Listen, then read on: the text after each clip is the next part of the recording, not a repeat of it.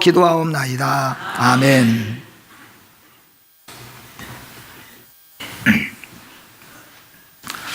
우리가 복음이라고 하는 말을 많이 쓰는데, 복음이라고 하는 말을 성경 속에서 가만히 찾아보면은 예수 그리스도라고 하는 말이 그 안에 들어 있습니다. 그래서 복음을 전한다 하는 말은 예수 그리스도를 전한다 하는 말입니다. 예수 그리스도를 전한다는 것은 크게는 세 가지가 있는데요. 하나는 예수님의 신분을 전하는 겁니다.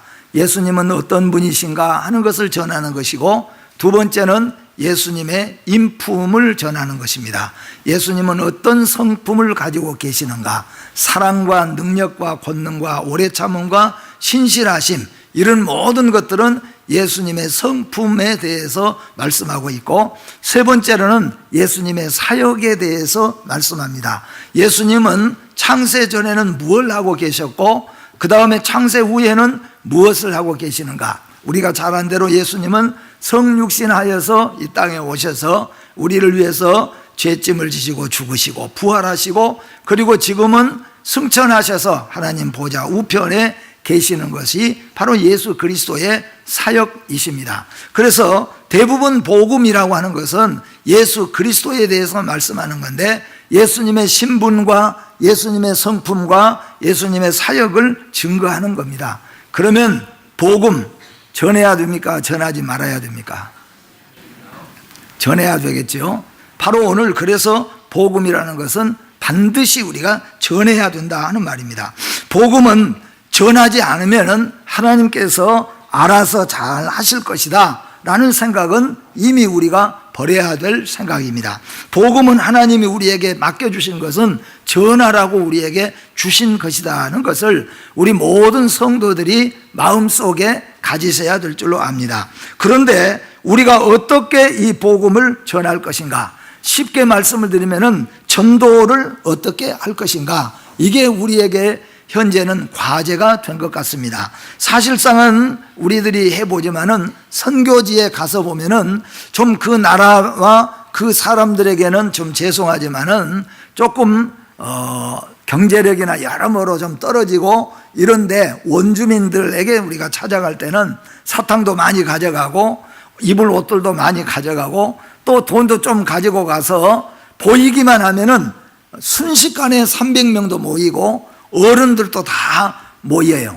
모이는 건 아주 쉬워요. 아무튼 예수 그리스도를 영접하는 것은 다음 이야기고, 모이게 하는 데는 지금도 우리가 선교지에 나아갈 때 사탕도 들고 가고, 그리고 뭐 학용품도 들고 가서 그런 거 이렇게 보이면서 한 바퀴 동네 돌고 나면은 온 동네 아이들이 다 나오고 나중에는 어른들도 다 나와요. 쉽잖아요.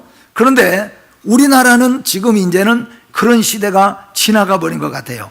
먹을 것을 쌓아놓고 먹을 것을 준다고 해도 그거 별거 아니에요. 입을 것도 마찬가지입니다.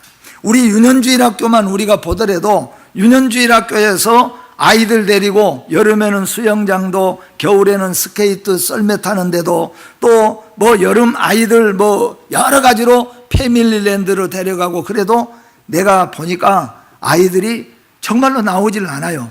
왜 안 나오는가? 옛날에는 생전 안 나오던 애들도 거기 가고 싶어서 나오고 떡 하나 얻어 먹으려고 나오는데, 지금은 매일같이 먹는 거 그리고 어제도 우리 삼촌이랑 갔다 오고 또 이번 주 어느 날 우리 아빠랑 다 거기 갔다 올 것인데 거기 꼭 갈 필요가 없어요. 그러니까 이게 복음을 증거하는 것은 아이들뿐만 아니라 어른들도 먹는 것 싸놓고 입은 것 나눠준다고 한다고 쉽게 교회를 나오거나 접하기가 이제는 어려워졌다는 겁니다.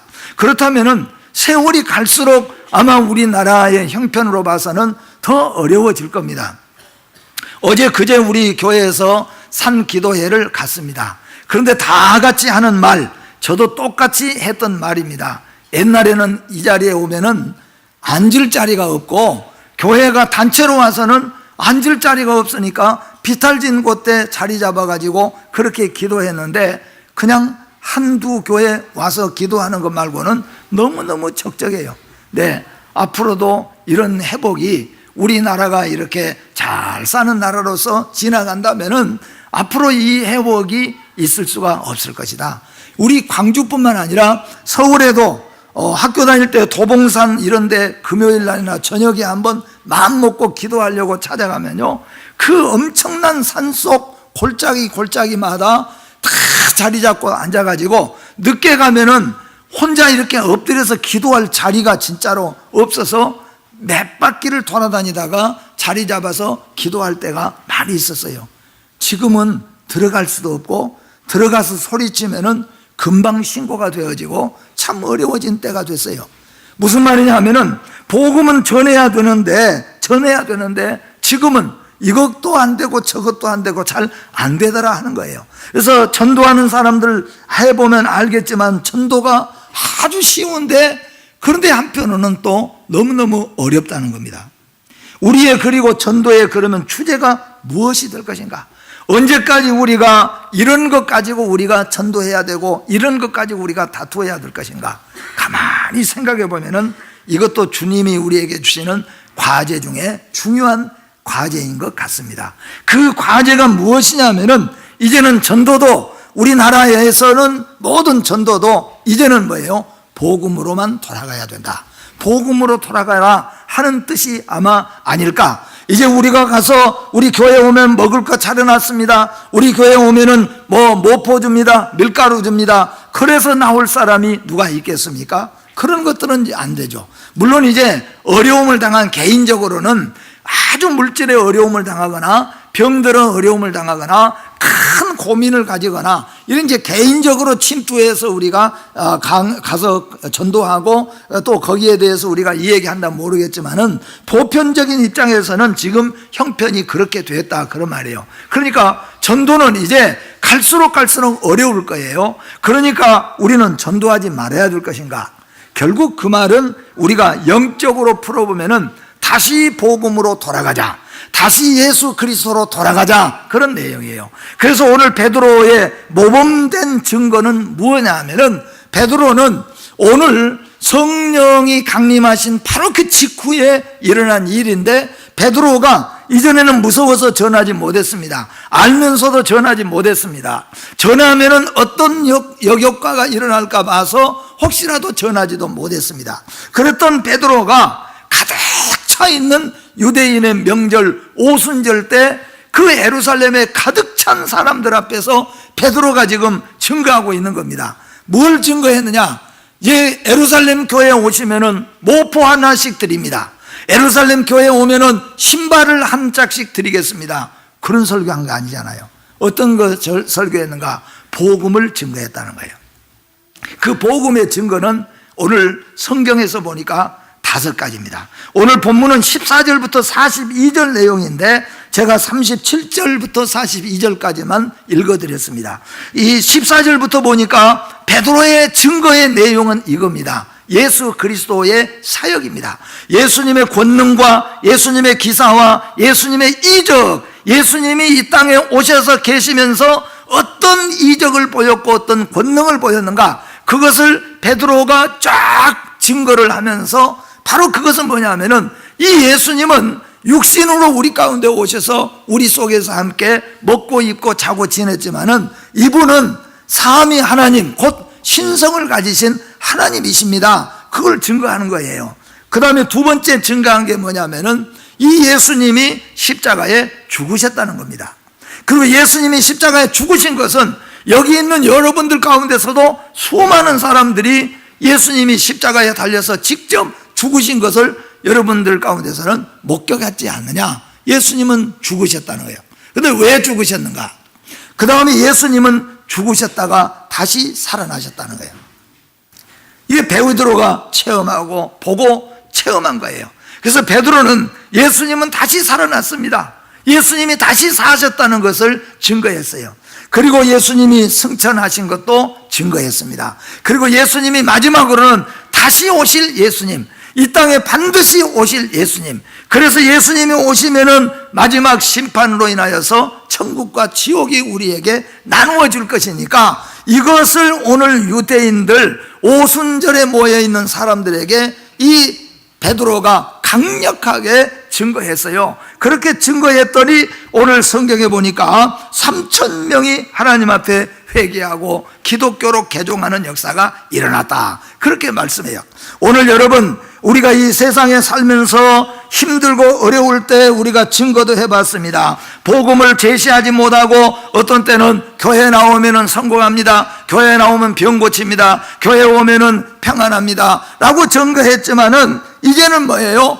평안이 교회만 있는 게 아니라 세상이 더 평안한데, 오늘 아침 일부 예배 때 제가 우리 장로님하고 한 얘기가, 오늘 날씨 참 좋은데, 좋기는 좋은데 믿음이 약한 사람이 오늘 시험 받기 딱 좋다, 오늘 날씨 참 좋은데 어디 가면 좋겠어요?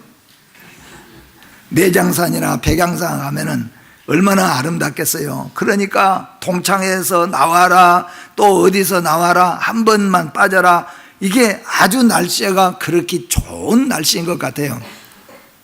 지금은 우리가 무엇을 가지고 전할 수 있겠습니까?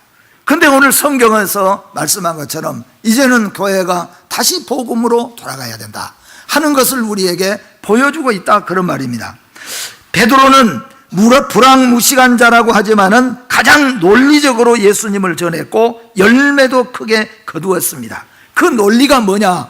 예수님의 사역, 예수님의 권능과 기사와 이적, 예수님의 십자가의 죽으심, 그리고 부활하심, 그리고 그가 다시 살아나신 예수님이 하늘로 승천하시고 다시 오실 것, 그리고 우리는 그 예수 앞에 만인들이 다 서게 될 것, 이게 뭐냐 하면은 가장 최고의 논리적인 설교요, 논리적인 증거라는 거예요. 우리는 하나님께 맡기고, 옛날은 우리가 그냥 하나님 보이지 않아도 우리가 모포만 보여도, 그리고 온주민들에 가서는 사탕만 한 다발만 딱 보여도 아주 강아지가 그저 마른 뼈 들고 있으면 따라오는 것처럼 그냥 그것만 보여도 따라왔어요.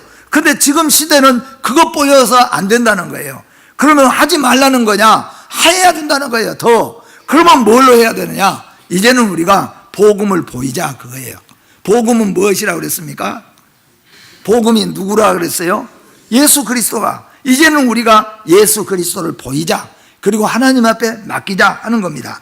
베드로는 조금 전에 말씀드린 것처럼 성령의 충만함을 받은 베드로는 예수님을 가장 가까이서 모시면서 보고 들었던 제자로서, 또한 그의 모든 증거는 너무나 논리적이며 너무나 위대했다는 겁니다.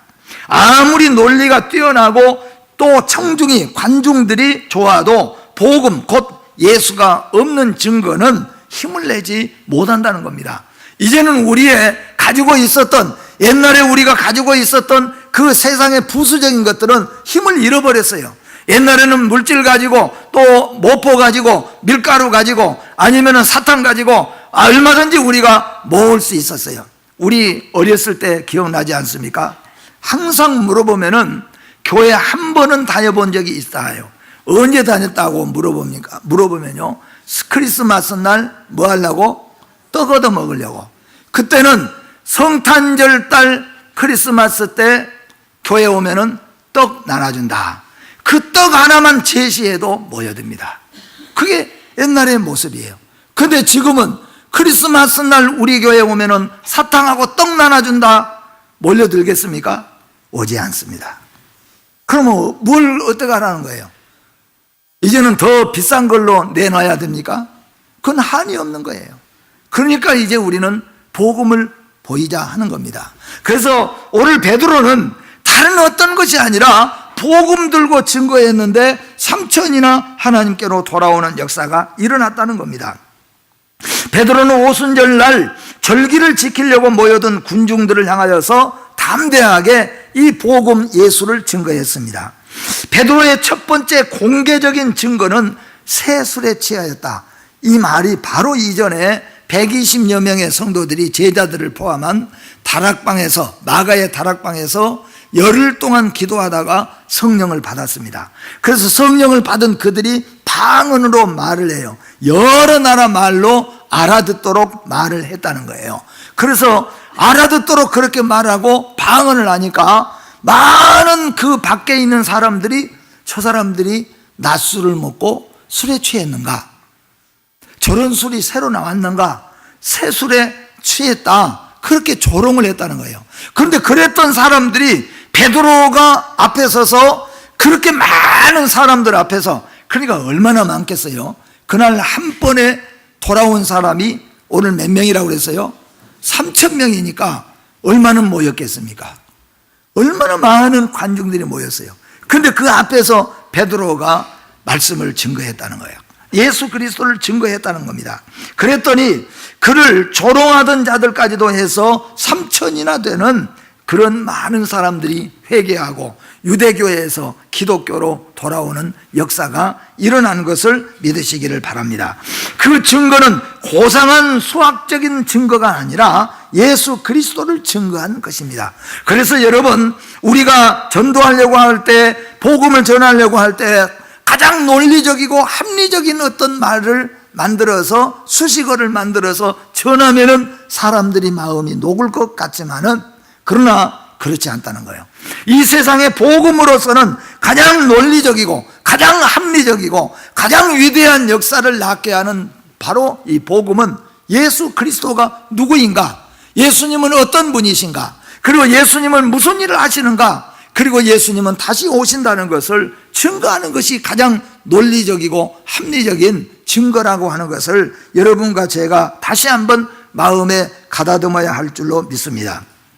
자, 먼저는 14절부터 36절까지의 베드로의 증거 내용을 살펴보면 이렇습니다. 첫째로는 베드로는 권능과 기사를 행하신 예수님을 증거했습니다. 3년 동안 베드로가 다니면서 얼마나 많은 기적과 이적을 체험했습니까? 베드로가 보리떡 5개 물고기 2마리, 보리떡 7개 물고기 2마리로 5,000명, 4,000명을 먹고도 남은 광주리가 12광주리, 7광주리가 낫게 하였고, 얼마나 많은 사람들이 죽었다가 살아났고, 얼마나 많은 사람들이, 병든 사람들이 일어났습니까? 그리고 자연도, 물도, 그리고 바람도 예수님의 말씀에 순종하는 이런 어마어마한 놀라운 이적들을 체험.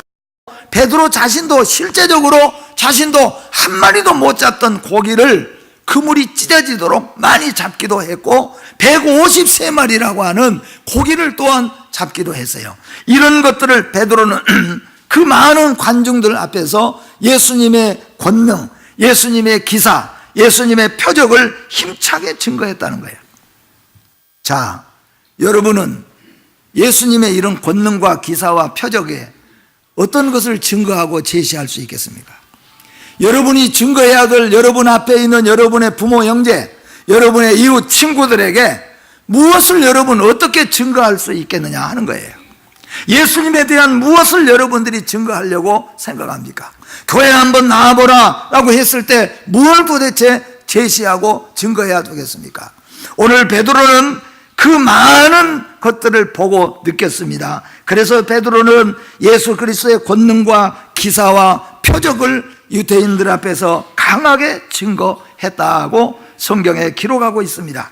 그것이 곧 무엇입니까? 베드로의 이 증거 속에 다 들어있는 겁니다. 권능은 그리스도의 초자연적인 행위, 능력 있는 속성을 말하는 것이고, 기사는 권능에 의하여 주로 자연계에 일어나는 능력의 속성을 말하는 것이라면, 표적이라고 하는 것은, 기사, 이적이라고 하는 것은 징조와 같은 말로서 주로 인간을 일으키는, 인간에게 일으키는 이적에, 특히 우리가 말하는 신유 등을 가리켜서 생각해 볼 수 있어요. 그러니까 베드로는 이런 것들을 다 증거하면서, 이러니까 예수 그리스도는 신의 성품을 가진 자이다, 그는 창조자이며 그는 원래 하나님이시다 하는 것을 암암리에 전하고 있었다 하는 것이에요.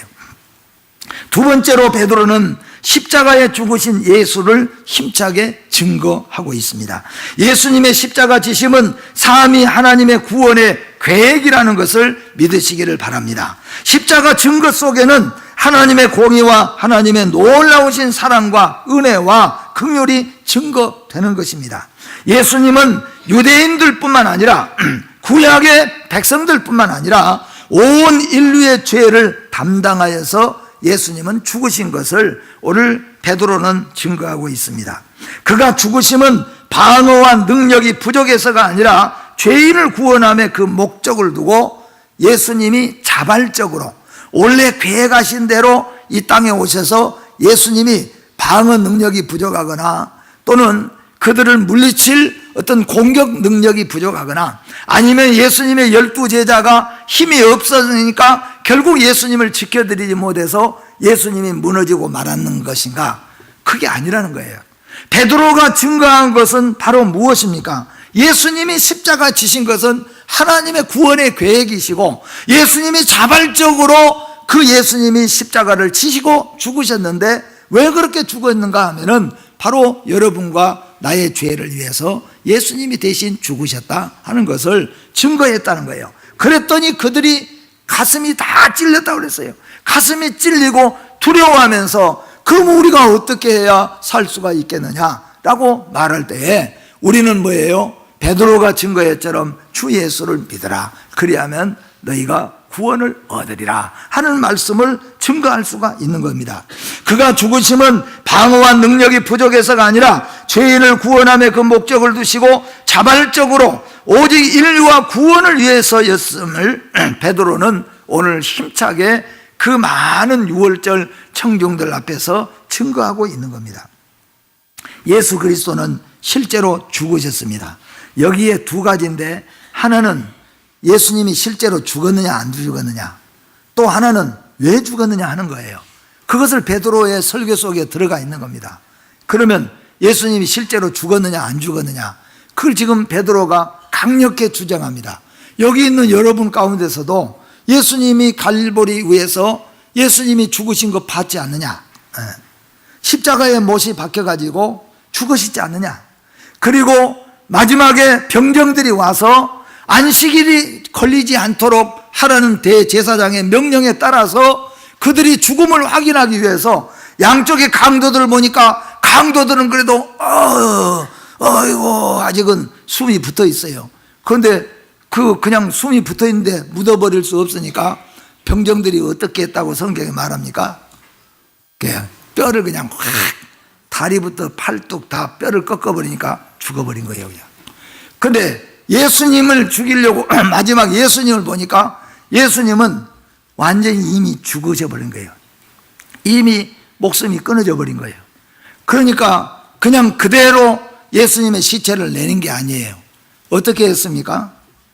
죽음을, 예수님은 죽었으니까 뼈 꺾을 필요 없이 뭘 확인했습니까? 옆구리를 창으로 찔렀다 그랬잖아요. 옆구리를 찔렀다, 그 말은 옆구리를 통하여서 안에 있는 심장에 피가 있잖아요. 심장을 푹 찔러서 터쳤어요. 제가 이번에 기도하면서 혼자서 생각해 본 것 중에 하나가 이런 생각을 해봤어요. 사람이 칼로 찔렀다 빼면은, 찔렀다가 빼면 될 것인데 활을 쏘거나 창으로 찔렀다가 빼면은 들어갈 때는 이게 잘 들어가는데 나올 때는 어떡하겠어요? 창이 이렇게 돼가지고 거기가 다 이게 찢어지고 그 혈관이고 뭐고 찢어지면서 나와야 되잖아요.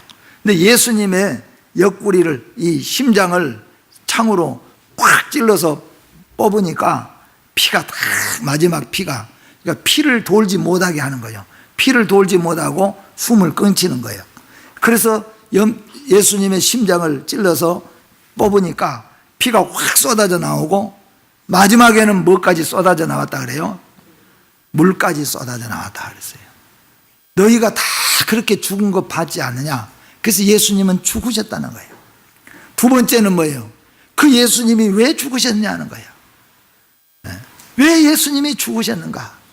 근데 이게 참 중요한 것이, 그걸 몰랐을 때는 교회를 다니면서도 교회에서 생각하는 자체가 나밖에 모르고 교회를 다닌다고 할지라도 잘 몰랐어요. 그런데 그것을 알고 난 뒤에부터는 찬송 하나가, 기도 하나가 살아나기 시작하는 거죠. 우리의 신앙생활이 깨어지지 아니하면은, 십자가의 죽으심을 알지 못하면은 결국 우리의 찬송과 기도가 다 헛되고 헛된 것밖에 될 수가 없어요. 오늘 베드로는 예수님이 십자가에 죽으신 것을 증거할 뿐만 아니라, 그리고 예수님이 십자가에 죽으셨다가 부활하셨다는 것을 증거하고 있는 겁니다. 부활은 이 베드로가 보았지 않습니까? 한 번만 본 것이 아니라 몇 번씩 봤어요. 약 500여 명의 성도가 한꺼번에 받습니다. 그리고 12명의 제자들이 번갈아서 어떤 성도는 반복해서 제자들이 예수님의 부활을 만났습니다. 죽었던 예수님이 살아나셔서 앞에서 잡수시고, 그리고 손을 잡으시고, 그리고 만져보게 하시고, 그리고 물을 마시고, 그리고 물고기도 생선도 드셨습니다. 반드시 부활하신 것을 베드로가 보았다, 그런 말이에요. 그래서 부활을 증거하는 겁니다. 베드로는 우리가 이 다 부활의 증인이라고 말합니다. 예수님의 부활을 목격한 사도들은 순교하기까지 예수님의 부활을 증거했다는 것을 여러분 기억하시기를 바랍니다. 기독교는 예수님의 부활 때문에 존재하는 종교인 것입니다. 만일에 예수님의 십자가와 부활이 없었다면 기독교도 다른 종교와 마찬가지로 생명의 종교가 될 수가 없을 것입니다. 성도들은 이 예수의 부활을 더욱더 소리 높여 확실하게 증거해야 될 것이라 하는 겁니다. 그런데 이 부활을 증거하지 못한 데는 이유가 있어요. 다르게 표현하면 이 부활을 예수님의 제자들이 가룟 유다는 아예 없어져 버리고 11명의 제자에다가 mat대아가 합쳐져서 12명의 제자가 됐는데, 그 중에 사도 요한은 후일에 사도 요한은 살아서 요한계시록을 기록하도록 하나님이 그런 역사를 하시기 위해서 사도 요한은 그동안에 혼자 살아 있었고, 나머지 제자들은 11명의 제자들은 한 제자도 빠짐없이 다 마지막에 순교의 길을 갔습니다. 그 제가 12명의 제자에 대해서 제가 한번 말씀을 좀 드리려고 하는데, 다 상상할 수 없는 순교의 길을 다 갔어요. 끝까지 부인하지 않고 끝까지 그 순교의 길을 갔어요. 그 마지막까지 순교의 길을 갔는데, 도대체 왜 이 제자들이 마지막까지 이렇게 생명을 걸고 죽으면서까지도 이 복음을 증거하고 생명을 걸고 순교까지 이렇게 갈 수가 있었느냐? 두 가지라는 거예요. 하나는 뭐냐? 그들이 예수 그리스도의 죽으심과 부활을 친히 보았다 하는 겁니다. 여러분, 예수를 만나야 되는 거예요. 나를 위해 십자가에 죽으신 예수를 만나고 다시 사신 예수 그리스도를 만나야 된다는 겁니다. 그래야만이 죽기까지. 그런데 예수 그리스도의 십자가의 죽으심과 부활하심을 보았어도, 만났어도 제자들이 전하지를 못했어요. 이게 어떤 유익이 있어질지, 무슨 일이 있어질지 전하지를 못했습니다. 그런데 두 번째 그들에게 임한 역사가 부활절, 이 성령의 오순절 성령의 임하심입니다. 성령이 너희에게 임하시면 너희가 권능을 받고 라고 말합니다. 이 제자들이, 11명의 제자들이 생명을 걸고 마지막까지 목숨을 걸고 예수 그리스도의 부활을 증거할 수 있었던 것은 예수님의 십자가의 죽으심과 부활을 확실하게 믿고 체험한 것이요, 그리고 담대한 성령의 능력에 힘입었다는 겁니다. 제가 몇 번이고 이 말씀을 한번 한 것 같습니다만은, 어느 직장인데 제가 어느 직장이라는 말을 안 하고 실제적으로 그 직장 안에 한 장로님하고 안수 집사님하고, 저는 장로님은 잘 모르고 안수 집사님은 제가 잘 아는 분이에요. 그런데 두 분이 같이 5년 동안을 살았는데, 5년 동안 한 직장에서 살았는데 5년 만에 두 분이 서로 간에 예수 믿는가요? 서로 물어본 거예요. 서로. 근데 그것도 어떻게 해서 했냐면 기부금 납입 증명서. 야, 내가 볼 땐 나는 그래도 어느 교회 장로인데 너는 교회도 안 다니는 놈이 어디서 재주 좋게 기부금 해왔냐? 아, 나 교회 댕겨요. 어디 교회 다니냐? 어디 교회? 나 안수 집사요. 근데 당신은 어떻게 해서 그 기부금 납입해왔어요? 나는 장로야. 5년 만에 그게 서로 간에 알게 된 거예요. 여러분, 5년 만에 장로님과 안수 집사님이 같은 직장에서 서로 간에 예수 믿는 사람인 걸 알았다요. 그러면 그 두 분이 5년 동안 어떻게 생활을 했는가? 그분들이 교회 와서는 장로님이잖아요. 그분들이 교회 와서는 안수 집사님이었잖아요. 근데 만약에 5년 동안 같이 있으면서 자네 예수 좀 믿세. 당신 나하고 같이 예수 좀 믿세. 그 말을 한 번도 5년 동안 못했다면은 그래도 이해가 좀 가는데, 예수 믿는지를 서로가 모르고 살았다는 것은 정말로 이게 얼마나 문제가 큰가. 만약에 이런 일들이 우리 교회에서도 있다고 생각한다면은, 여러분, 우리가 한번 살아보면서 우리가 살고 있는 우리의 가정에서, 우리의 이웃과 우리의 사회생활 하는 생활 속에서 여러분 한번 생각해 보세요. 나는 예수 믿는 사람으로서, 나는 예수 그리스도를 증거하고 살고, 나는 믿음의 성도를 만나자마자 나는 예수 믿는 사람인 것이 나타나고 있는가, 한번 여러분 살펴보시기를 바랍니다. 오늘 예수님의 제자들은 이와 같이 예수님의 십자가에 죽으시고 부활하심을 그들은 생명을 걸고 증거할 수 있었던 거예요. 여러분, 생명 걸고 증거할 수 있는 것은 예수님의 십자가와 부활을 여러분 믿음으로 체험해야 될 줄로 믿습니다. 믿음으로 나를 위해서 예수님이 십자가에 죽으시고 부활하신 것을 체험해야 되는 거예요. 그리고 성령의 힘을 얻어야 담대하게 증거할 수가 있는 것입니다. 그리고 마지막으로는 베드로는 승천하신 예수 그리스도와 다시 오실 예수 그리스도를 오늘 본문 속에서 힘차게 증거했습니다. 예수님은 십자가에 죽으시고 사흘 만에 부활하시고, 부활 후에 40일간을 세상에 계시면서 500여 명의 성도들과 제자들에게 수차례 나타내 보이시다가 승천하셨습니다. 사도행전 1장 9절 말씀 같이 읽어봅니다. 이 말씀을 마치시고 그들이 보는데 올리워 가시니 구름이 그를 가리워 보이지 않게 하더라. 그리고 하늘에 오르사 하나님 보좌 우편에 앉아 계십니다. 마가복음 16장 19절 같이 봅니다. 주 예수께서 말씀을 마치신 후에 하늘로 올려지사 하나님 우편에 앉으시니라. 에베소서 1장 20절도 같이 한번 봅니다. 그의 능력이 그리스도 안에서 역사하사 죽은 자들 가운데서 다시 살리시고 하늘에서 자기의 오른편에 앉히사. 아멘.